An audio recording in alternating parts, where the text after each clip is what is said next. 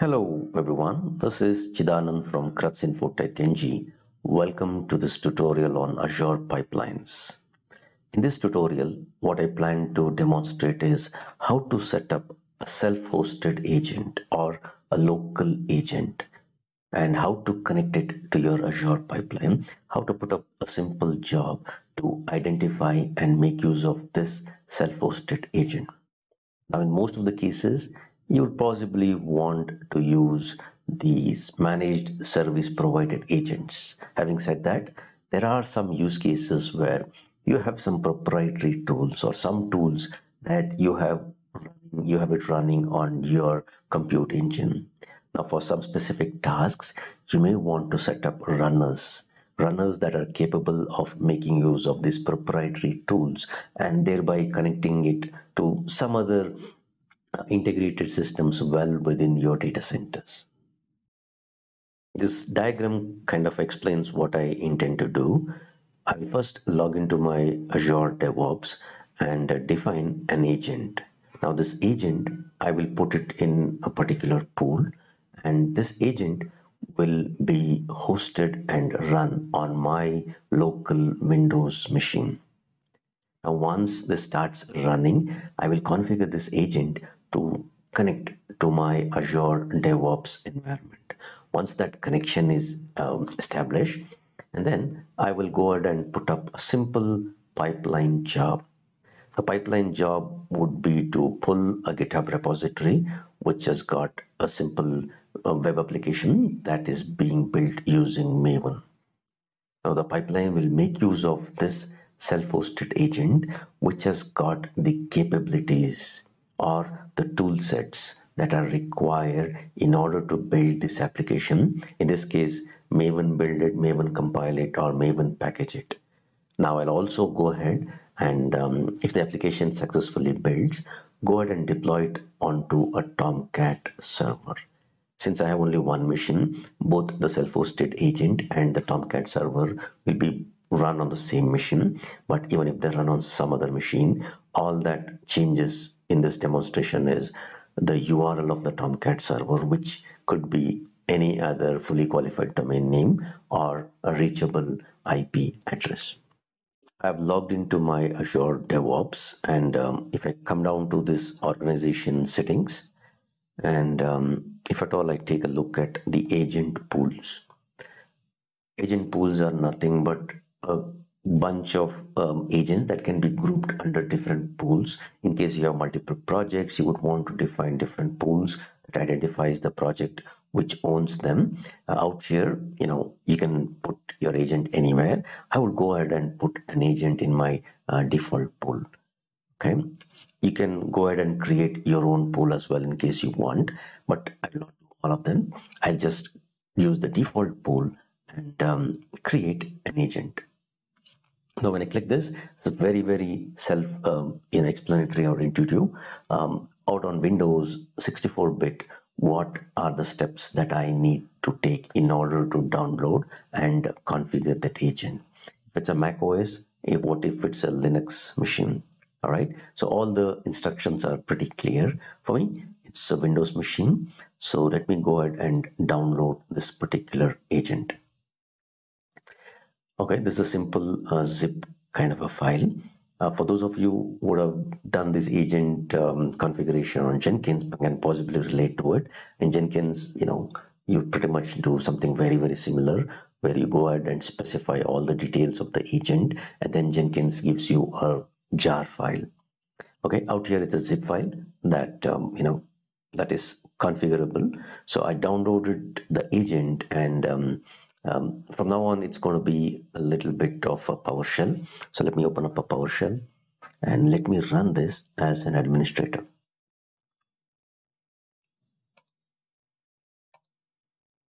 All right, so cd all right, mkdir agent is the typical folder that it wants.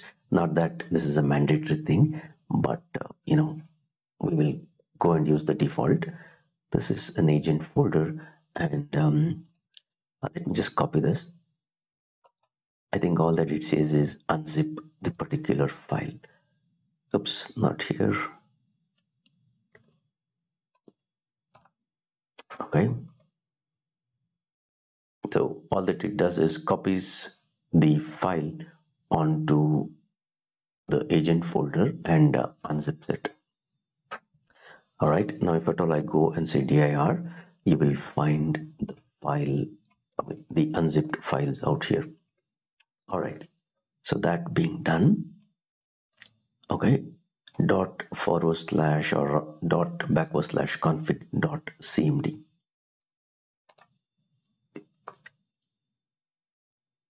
All right, enter the server URL. All right, now server URL, what it means by server URL is what is the Azure DevOps organization that you belong to. So this is my organization. So let me just copy it. Okay, authentication type. Now personal access token. All right, I need to create a personal access token. So if I go here and click on personal access token. All right, so let me create a token. I'll give a name for my token. I can say YouTube agent. Okay, some name for how long is your token valid. 30 days sounds good. For now, I can keep it full access. That sounds okay. So go ahead and create a token. All right, so this is, I'll copy this onto my notepad because I get to see this only once and I may have to use this in a couple of places. So this sounds okay. All right, so I just copied and pasted this personal access token. All right, it is able to get into my Azure DevOps environment. It is asking me what is the pool. Default is okay. Default is good. What is the name of the agent? Okay, I can give any name for my agent. I will call it Anand agent. Now, the important thing is what tools, what is the path, what environment variables are set on my particular laptop. So that is what it means by scanning for tool capabilities. All right, so it figured out it got a bunch of capabilities. We'll take a look at it shortly. Enter the work folder. I will go with the default. This sounds good. Run agent as a service. Yeah, maybe I will want to do that. Say yes. Restricted, yes. Unrestricted, yeah, I'm okay with this. Okay. This is also okay. All right, so now the agent has been configured, successfully has been configured. So let me just take a look at if at all the agent is up and running. So if I go to services, since I opted to start the agent as a service, you will find Azure Pipeline Agent. Okay, so now let me just start this particular agent. All right, now my agent is running. Okay, in case you don't want to run this as an service, you can also run this interactively by using this command. Okay, now that's not what I chose. All right, so if I go here and if I refresh this agent, you will find my Anand agent running connected. It's online. Okay, now if you see here, there is a bunch of capabilities. It identified what tools have been installed on my particular machine, or what is the Java Home, JDK, Maven Home, Minikube. I've got a bunch of stuff installed on my particular Windows machine, and everything is identified by either the environment variable or the path where I've set up, which I've set up on my local machine. Let me add one more capability to my particular agent, which is called curl. Now, at a later point in time, you will find that I will go ahead and use an extension to go and deploy my WAR file that I built onto a Tomcat server. Now, this will use a capability called curl. Now, let me add a new capability, okay? Now, the capability name is called curl. Value where on my local machine, where is curl present. Now curl is something that I installed as a part of my Git. Now if at all you downloaded curl just like that, if it's in the path, good for you. But for me, what I've done is I use a curl that came along with Git. Now let me just find the path here. Okay, where is curl? Do I see curl here? Yes, curl. This is the curl that I'm going to use. So let me specify this path. Now this is not required straight away, but at a later point in time when I do the deployment, this is required. So let me just add this capability. Now I'm all set to go ahead and put up my pipeline. So let me come back to Azure DevOps, to my particular project, and pipelines. All right, so let me create a new pipeline. So before that, let me just take a look at the source code. And this is a simple web application which is built using Maven, and this uses something called as JDK 11. Okay, I'll leave the URL to this public repository so that anybody who wants to try this can do that. Okay, so now a new pipeline, GitHub. Now you can take a look at my previous video where I've shown you how to integrate this particular Azure DevOps with my GitHub repository. So select a repository. It is called Calculator of Web Application. Okay, this is my, okay, this is a Maven repository. Okay, now this is all that is required in order to go ahead and build my application. Now the only thing is I'll have to somehow configure this to run on my agent. Okay, so the default one, it says pool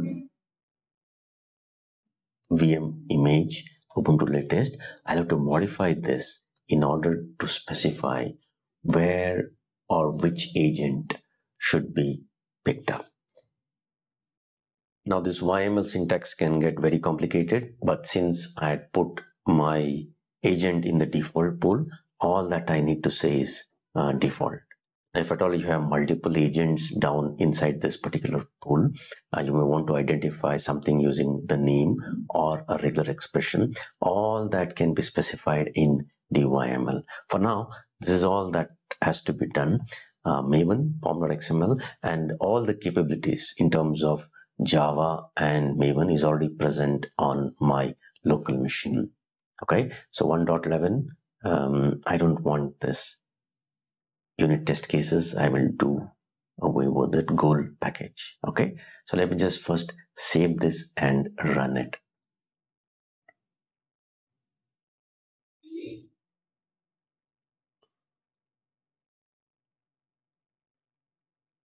All right, now this is making use of my local host. Okay, okay, what is this? Pipeline needs permission. Okay, let me say permission, permit, go ahead and permit it. All right, so this will take a minute or two. So let me pause this video and come back once the agent has finished running my job. Just took a minute for the job to get over. And if you notice now, if you look at the log files, or let me just show you where is this job running. In that agent folder under the work directory, there would be a bunch of tasks that has been performed. Okay, now you'll find the project details of whatever is being run right here in terms of the jar file that got created and the source code. Everything is present locally on my machine. Okay, so the job is got completed. There is under the target folder, there is something called as a war file, calculator of web application.war. Now that war file is also generated on my local machine. Okay, everything looks good now. So what I will do next is just to showcase how to do a deployment part as well. Okay, so let me go ahead and start up a very simple Tomcat server. My Tomcat server is 8.5.15. It is there in, locally. So let me just run this startup.bat file. And this Tomcat server has got a simple configuration of a username and password. Okay, now this is the default username and password, or rather I put up some simple username and password. Okay, not this. Oops, not the XSD file, users.xml file. All right, I've created a simple user called deployer, password called deployer, and he has got the manager in a scripted way, he can perform managerial activities.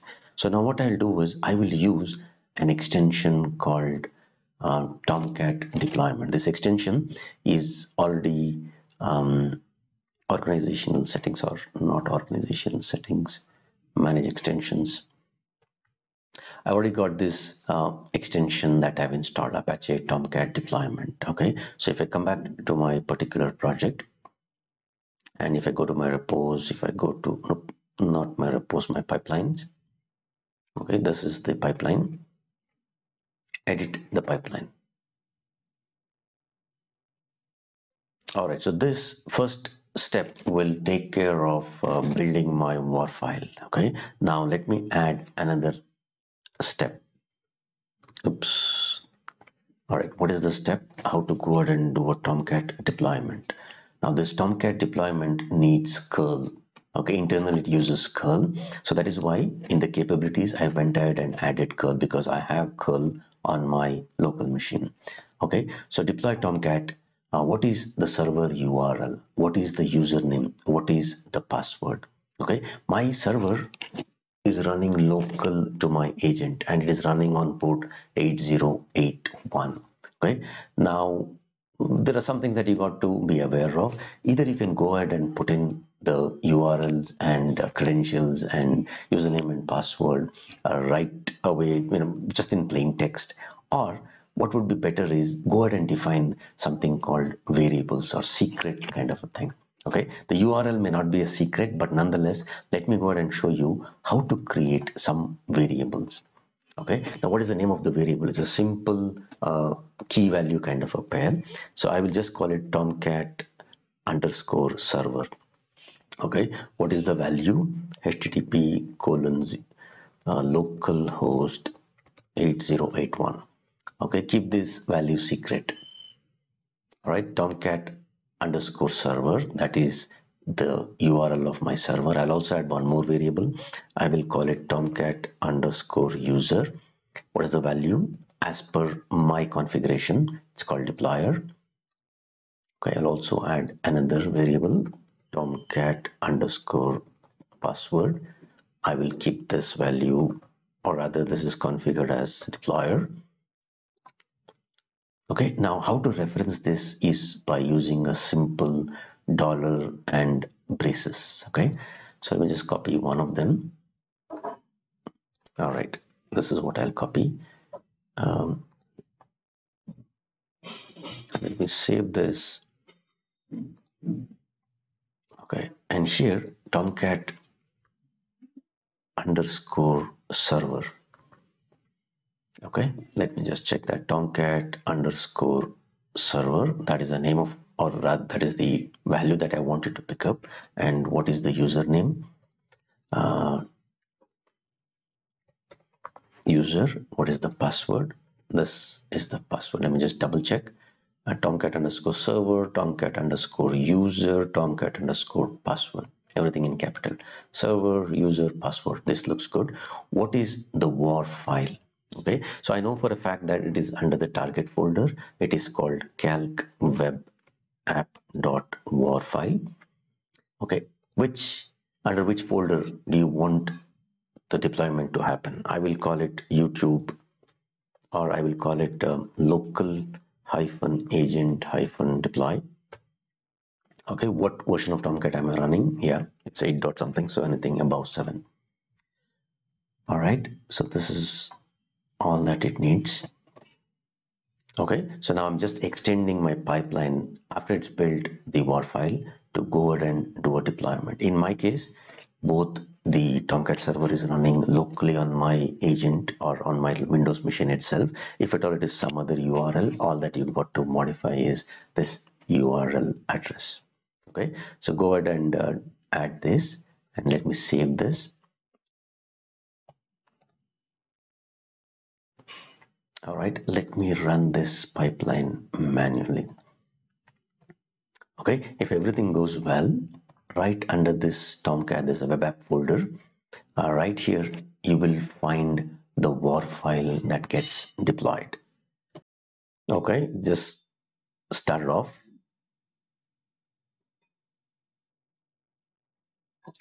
It is building from my local agent, and it grabs Maven, Java, everything based upon the path and the capabilities that I put on. Okay, Tomcat deploy.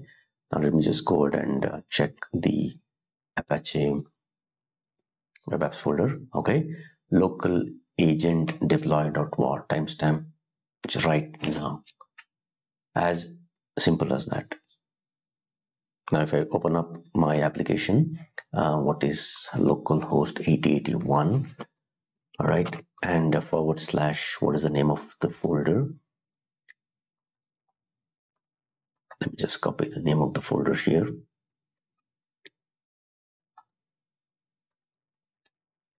Okay, you will hit the application. All right. The dates are a little old, but then that's what exactly is there in the application. So my application got built, packaged, bundled, also deployed using my local or a self-hosted agent. I hope you enjoyed this tutorial, and I will leave all the documentation, the links to the documentation that I referred to. And as usual, if you run into any issues, kindly leave a message and I'll try to address it as soon as I can. Thank you so much for stopping by and watching. You have a great